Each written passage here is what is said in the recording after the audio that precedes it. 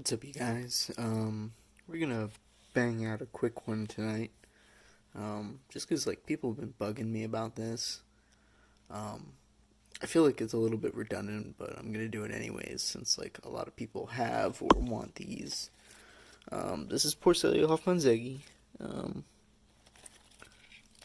Arguably the largest land isopod in the hobby, or largest Porcellio isopod in the hobby. If I can find some.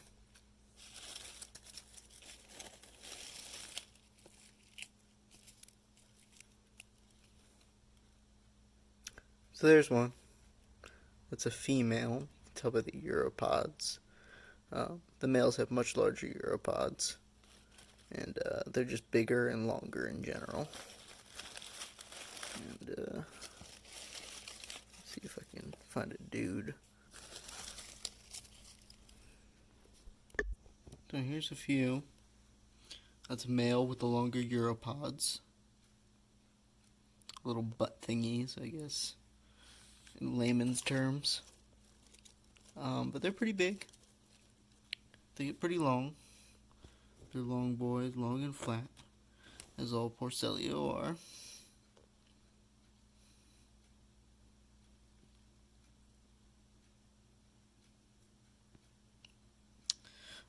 But as far as getting down to the nitty gritty of how to care for these, it's fairly simple, but also easy to screw up, because a lot of beginners do. Basically, like I said, this video in a way is redundant. If you watch my video on Ornatus, I pretty much say the exact same thing there as I do here. Just keep the bulk of the substrate bone dry, and the rest of it, or not the rest of it. So keep the substrate pretty much bone dry, except for one corner, which you're going to keep a little bit moist for them. And in this instance, the corner where you saw them all was right here, the moist corner. That's where they tend to hang out when they need to get moisture, and then they'll roam around. The rest of the substrate is bone dry, or maybe not quite bone dry, but fairly close to it most of the time. As far as besides like that, their environmental conditions, they like to eat protein for the most part, I find. I just put in some wild, so there's some snakes shed in here from one of my boa constrictors. I'll munch on that. And then, I don't know if you saw it, but there was some wild oyster mushroom in there. Some that it was a little too far gone for people to eat, but the pods love that stuff. And they also like fish food, feeder, crickets or mealworms that have been pre-killed or dried. Yeah. But fairly simple species. I recommend keeping them in a larger tub. I'm not sure what the exact dimensions of this are, but I think like, I don't know, like 15 by 18 inches long, I think. So fairly decent sized tub. I keep the substrate maybe like 1.5 inches, 2 inches deep. These are oak leaves and oak branches and oak bark pieces. There's also rotting wood mixed into the top layer of the substrate, as well as some flake soil. They'll also eat lichen.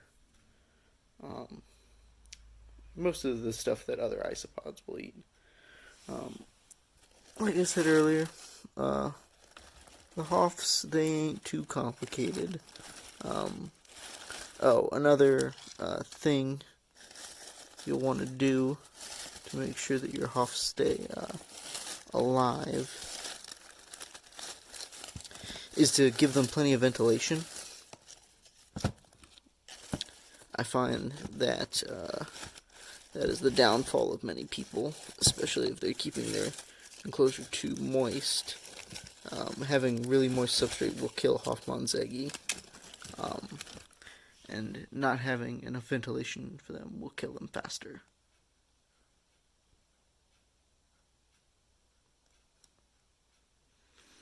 I find hoffmannseggi and a lot of the Spanish species to be seasonal breeders. So, like, generally the spring and the fall for me. Other people have had other experiences, but maybe it depends on your lighting and temperature changes and the seasons and whatnot. I don't really know. But what I do for them is, so I have a few dozen adults in this tub, and they'll have babies, and I'll remove the adults and put them into a new tub and let the babies kind of grow out into this tub. They'll take it over. And the adults are free to have a fresh tub where they can have more babies, and those babies won't have to compete with the bigger ones. And yeah, that's what works for me with pretty much all the Spanish isopods. Like I said, lots of ventilation. This tub is like 50-60% screen. The room they're in gets plenty of airflow into it. They also like it cooler, in like the low 70s I found. High 60s, low 70s. So like room temperature, they do really well at room temperature. I wouldn't keep them like armadillidium, like all warm like a lot of them like. But yeah, like I said, kind of a redundant video since I've already covered Spanish isopod care, but here you go. This will work for Magnificus, Expansus, Hassi, Spatulatas, all those guys, Bolivari. They're pretty much all cared for very similarly in this manner. So yeah, like, comment, share, subscribe. Have a good night.